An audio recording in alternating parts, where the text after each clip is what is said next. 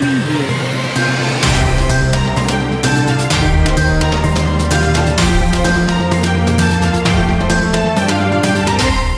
jërë ngeen jëf mbokk yi rafetlu seen ànd ak télévision Time for Africa dal leen jàmm ci xibaar yi liggéeykat yi féete ci wàllum cet mi fii ci Ndakaaru amoon nañ ni ki tey nag benn manifestation ci kanam seeni siège bu nekkee fii ci cité Keur Gorgui lu ñu bëgg rek mooy ñu daal di respecté seeni payoor ndaje bi ama diggante nguur gi ak syndicat yi yëngu ci wàllum paj mi nag daanaka lu neex duppewu fa syndicat yooyu lu ñu bëgg rek mooy ñu jox leen indemnité lu soxal seen wàllum dëkkuwaay mouvement MD ñoom nag amal nañu tey ab ndaje ngir rek daal di fàttaliku fukk ak ñeenti jeunes ndaw yi nga xamante ne ñoo fàtti woon ci manifestation yi amoon mbirum Adji Sarr ak Sonko lu ñu ñaax nguur gi rek mooy mu indi leeral ci ñeenti nit yooyu fàttu xibaaru bitim réew ak xibaaru tàggat yaram mooy ndar keppe jotaay léegi-léegi ma dikk ñu faram fàcce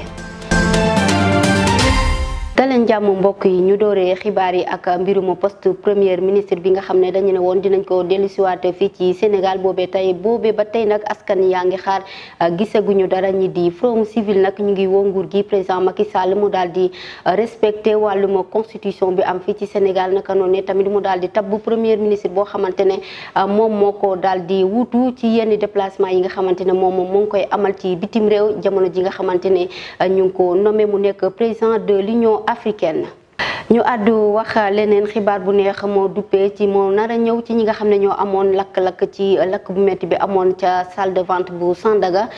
président Macky Sall nag jël na dogal yëkk ci 75 millions ci francs CFA jagleel ko ñoo ñi nga xamante ne seen bagage yu bari dafa lakkoon xibaar bi mu ngi dukkee ci ki nga xam ne rek mooy Aliou Ndoye nekk ministre waaye tamit nekk maire bu Dakar Plateau naka noonu tamit naka Barthélémy Diaz mi nga xamante ne moom lañ tabbalu yàggul maire de Dakar moom nee na dina ko yóbbu ba 100 millions francs CFA sama njóobeen kama nag teewoon na fa ñu teewul ay kàddoom.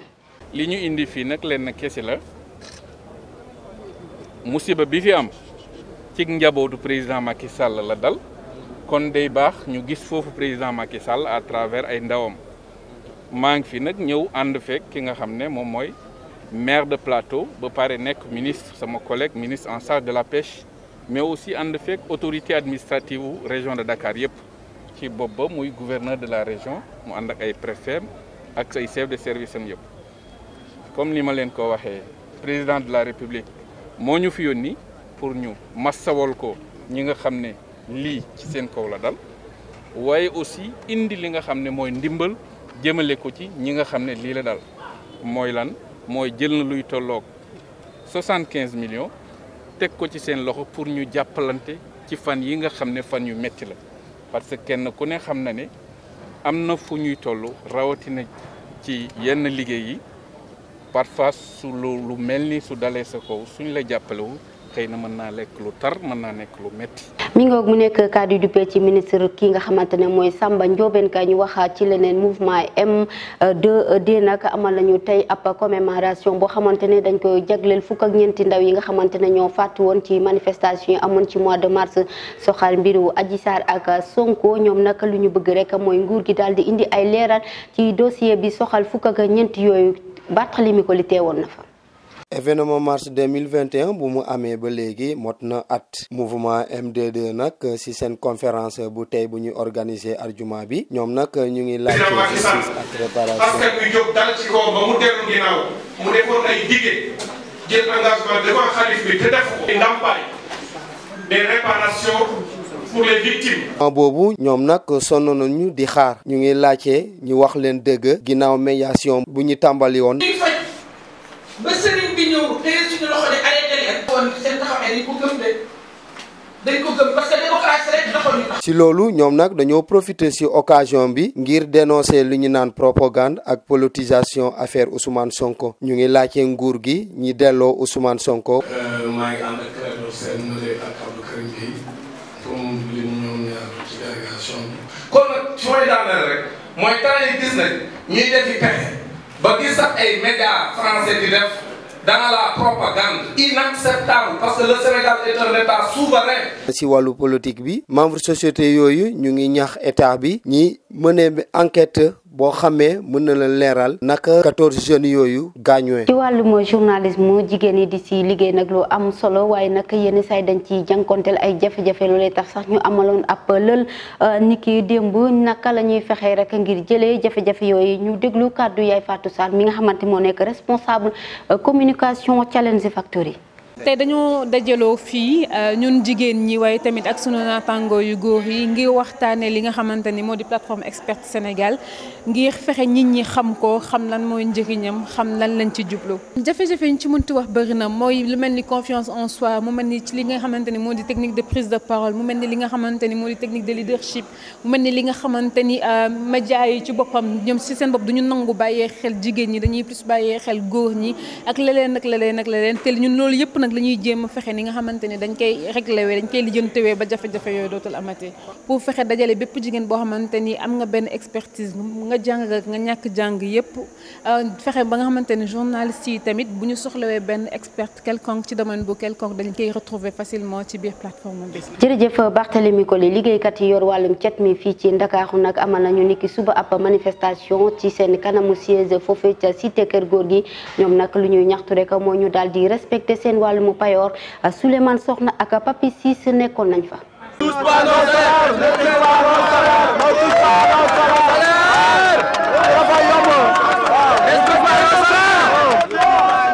lu ëpp si juróom fukk si doomu aadama ci suñuy liggéey si waa UCG ñoo doon wane seeni mer tey si aljuma ji fële si buntu siège UCG bu Dakar ñi nga xam ne nag ñoo yor wàllum cet gi fii si biir Dakar ñoo ngi joytu ñàkk respect yu ñu leen amal si seen salaire bu waroon a tolloog ñaar fukki junne ak benn bi nga xam ne signé woon nañ ko ak seen autorités yi. Le non respect du contrat, surtout le non respect du contrat. On avait signé un contrat 105 000 francs CFA. Les 5 000 francs virés directement au niveau des impôts et domaines. Alors que les 100 000 francs net, c'est mensuel. employé yi UCG yooyu nag nee nañu dañuy toog lu tolloog ay weer yu bëri di ñu jot seen salaire bu waroon a tolloog ñaar fukki junne ak benn ba tax na sax dañuy toog weer bi ñu jot lu tolloog fukki junne wala ñaar fukki junne ak ñett te dañuy liggéey saa su nekk amuñu sax bés bu ñuy noppalu. loolu non respect des contrat yi bon gars yi respecté wuñ ko dañu indil ay kii yoo xam ne teguñu ko si yoon tey jii nii dañuy liggéey ñu ne contrat bi 100 000 francs lañ ñuy fay. Bon, on est d'accord, 100 000 francs la ñuy fay. Da ngay liggéey un mois ferme, je te dis un mois ferme, journalier comme VP. Da ngay liggéey un mois ferme sans repos. Léegi ñu war la fay par exemple le 15 parce que c'est du 15 au 15 le pointage doon dugg. Du 15 au 15 pointage bi dugg. Nga liggéey un mois ferme ñu war la fay 100 000 francs, ñu fay la 75 000 francs.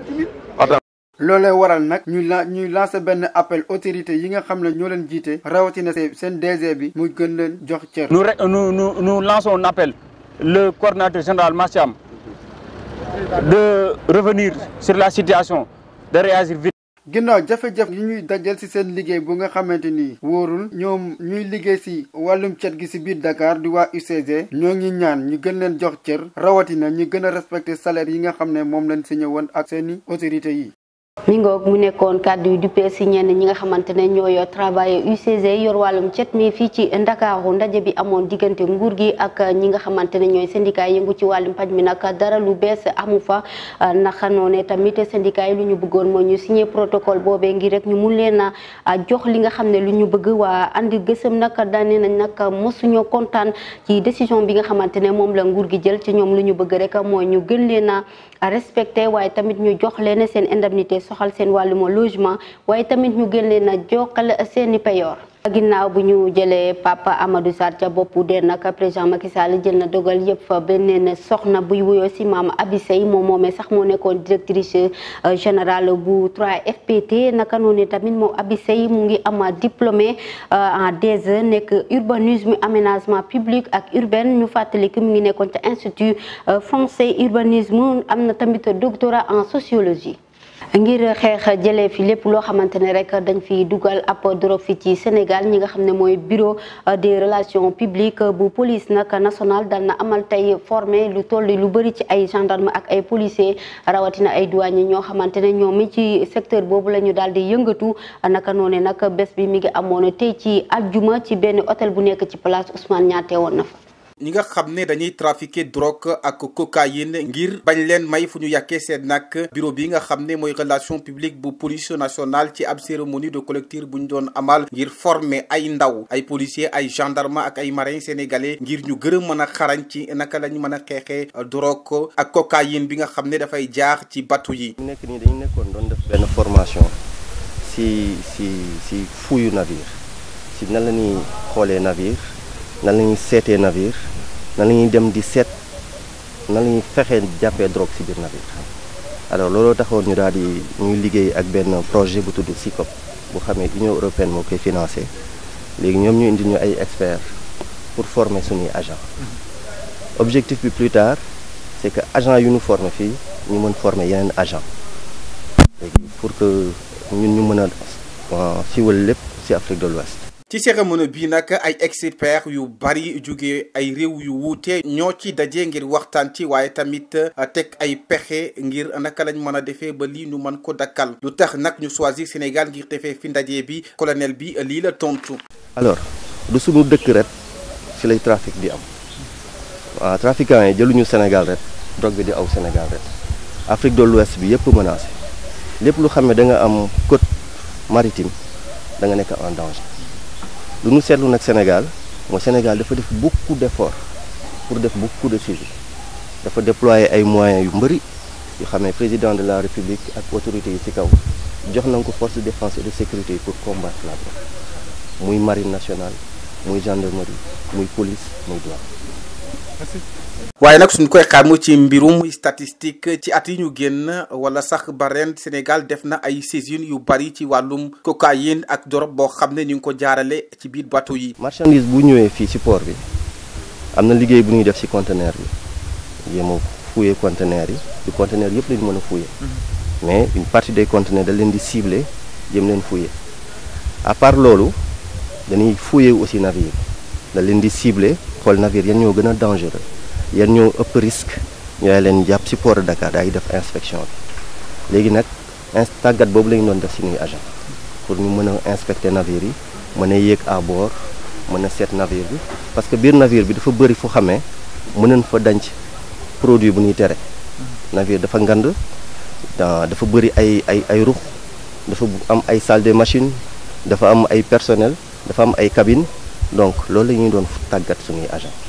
xeex bi lee nag du Sénégal rek moo koy def waaye tamit da ci lëkkaloo ak coopération aéroportuaire bu Union européenne. mu nekk loo xamante ne nag dina dalal xel yi ndax mbirum drogue dafa commencé di lawoo ci continent africain yi ñu wax ci leneen ñàkkam liggéey bi nga xamante ne nemmeeku nañ ko ci ndaw yi tax na sax ñeneen ci askan wi gis na rek kenn ku ne rek da nga war a góorgóorlu ngir mun a wutal sa bopp reportage Kassim Lisiba.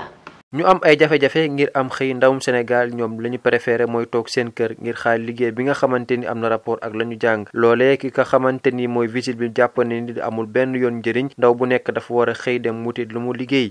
nga nekk nit ànd ak sa xel yor sa cër dara manqué wu la nga war a lu bëri tegu sa kaw